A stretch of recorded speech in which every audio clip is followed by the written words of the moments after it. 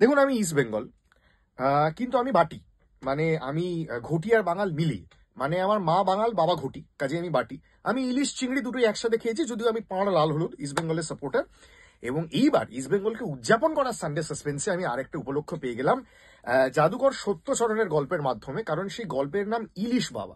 এর আগে আপনাকে শুনিয়েছিলাম তোতাপুরি পাঁঠা, আর এইবার শোনাচ্ছি ইলিশ বাবা।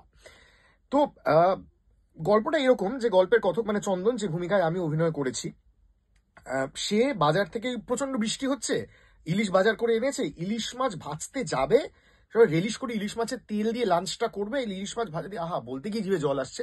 এমন সময় জাদুকর সত্যচরণ তার বাড়িতে এসে উপস্থিত হন এবং ইলিশ দেখে তার ইলিশ বাবার কথা মনে পড়ে।